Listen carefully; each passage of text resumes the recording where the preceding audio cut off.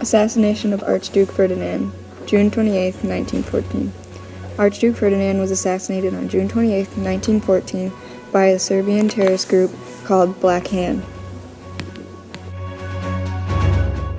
No one knew if the Austrian government had to do with the assassination. The Black Hand group envisioned that the death of Archduke Ferdinand would free the people of the Austro-Hungarian Empire so that Syria could gain independence. Ferdinand and his wife had just attended an official visit to City Hall. After the reception at City Hall, the Austrian commander had pleaded with Ferdinand not to leave the city because it was boiling with rebellion. However, Ferdinand was determined to drive the shortest route out of the city and to do so quickly. When the car came to a stop at the Ferdinand home, 2 shots were fired, the first hitting Ferdinand's wife and the second striking Ferdinand. The member of the group that fired the gun was seized immediately and tortured in every which way, but never killed.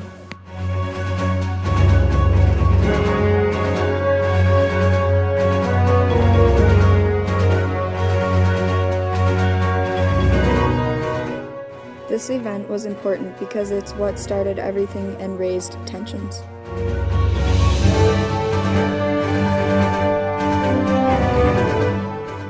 The Schlieffen Plan fails, July 30th, 1914. The Schlieffen Plan was the Germans' war plans created by Alfred von Schlieffen. The plan assumed that France's military was weak and could easily be beaten, and that Russia would be tougher but slow at mobilizing.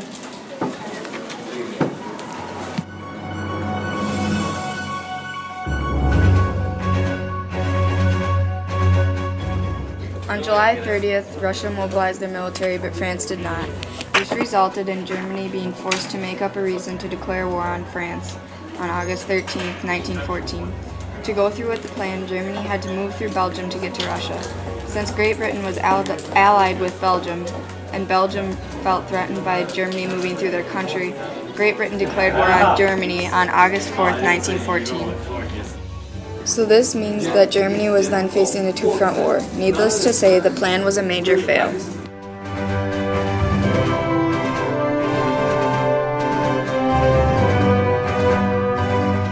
The first trenches are dug, September 15, 1914. In the wake of the Battle of the Marne, the first trenches were dug.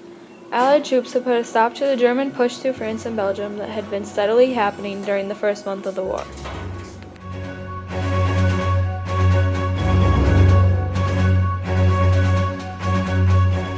Both of the sides were expecting the battle to be short and decisive, but because of the digging of the first trenches on the Western Front on September 15, 1914, it turned out to be much longer and bloodier than anyone could have imagined.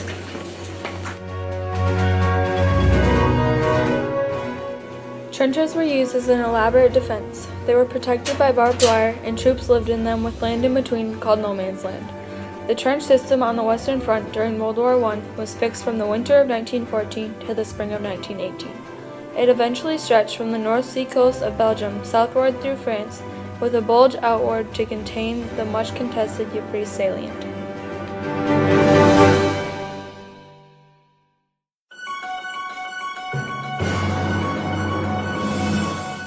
The trench system reached its southernmost point in Alsace, at the Swiss border. All the trenches that are built during the First World War laid end to end and stretched around 25,000 miles. About 12,000 of those miles were occupied by the Allies, the rest being used by Central Powers. There were usually 3 lines of trenches, the front line, support line, and a reserve line.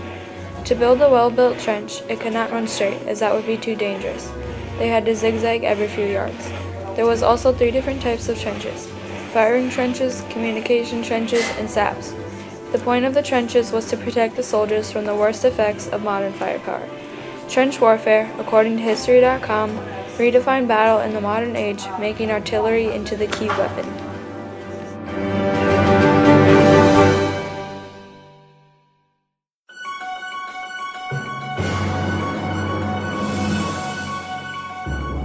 The Battle of Ypres, October 19, 1914 to October 14, 1918.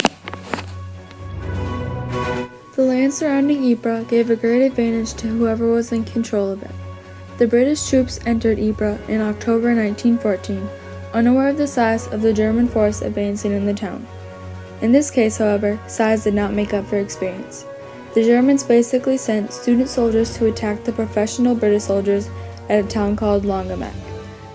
This did not turn out well for the Germans, as 1,500 of them were killed and 600 were taken prisoner. But the battle did not end there. Neither the British or German troops could claim to control the area. The town was really affected the first days of November, constantly being shelled and causing civilian casualties. This set the scene for what Ypres was to look like for years to come. By the time winter came around, Germany had not yet taken Ypres, and heavy rain made the movement almost impossible. The first battle at Ypres came to a halt. Once the weather had settled, the Germans attacked using deadly chlorine gas that had never before been used. The French soldiers were terrified of this new unknown weapon and fled. The situation was saved by Canadian troops who launched a successful counterattack on the Germans and caused them to lose all the gains they had made. Conditions at this time in the Battle of Ypres were appalling, and trench foot was very common for both sides. The Americans entering the war hurried the defeat of the Germans, and the last shell fell on Ypres on October 14, 1918. In the area around Ypres, over 1,700,000 soldiers were killed or wounded on both sides and an uncounted number of civilians.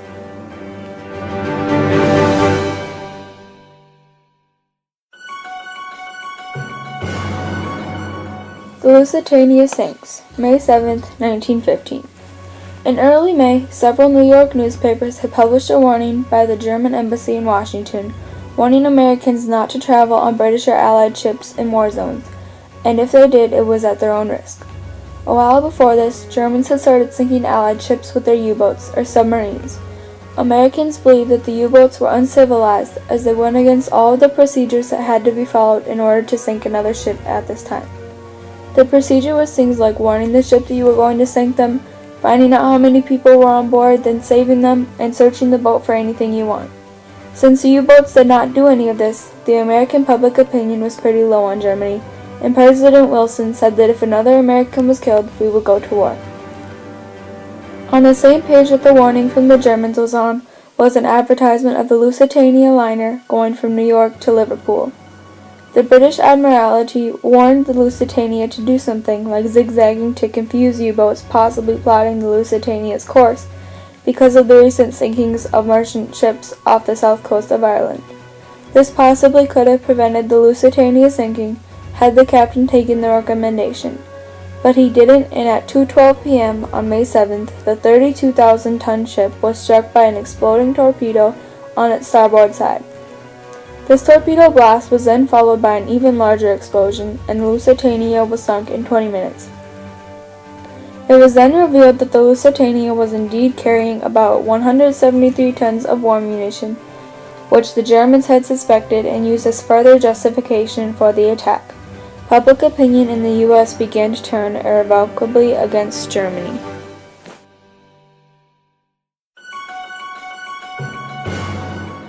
The Battle of the Somme, July 1, 1916 to November 1, 1918. The Battle of the Somme was one of the largest battles of World War I. It took place near the Somme River in France. On the first day alone, the British suffered more than 57,000 casualties. By the end of the campaign, the Allies and Central Powers would lose more than 1.5 million men.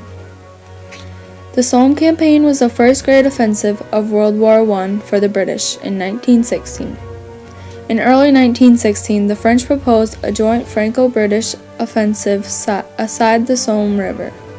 On July 1, 1916, the British attacked north of Somme. They had 14 infantry divisions, while the French attacked along the south of the river with 5 divisions. For defense, the Germans deployed only 7 divisions. The British attack was planned by 2 men. One was Douglas Haig, and the other was Henry Rawlinson, GOC 4th Army. These men differed in opinion, so the plan they came up with was an awkward mixture. The plan had artillery as key to the offensive. On July 1st, the artillery moved away from the German front too quickly, which left the infantry exposed. The French, having previous experience at Verdun, had much more heavy artillery. They attacked in rushes and therefore gained more ground and experienced less suffering. After July 1st, the German army was digging trenches faster than the Allies could attack.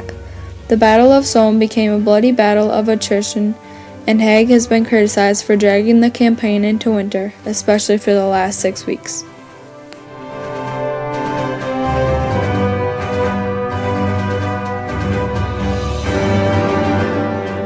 The first use of British tanks, September 15, 1916. During the Battle of the Somme, the British used tanks to attack the Germans for the first time in history. At Flers-Courcelette, about 40 tanks advanced into enemy lines over a mile. These primitive tanks were much too slow to hold their positions during German counterattacks and were also subject to mechanical breakdown. Despite the cons of the tanks, General Douglas Haig, the commander of the Allied forces at the Somme, saw the promise of the new instrument of war and ordered the department to produce hundreds more of the tanks.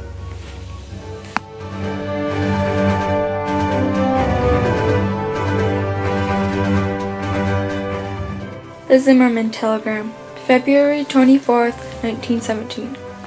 Tensions were already high after the Lusitania had been sunk by Germany when the Zimmermann telegram arrived.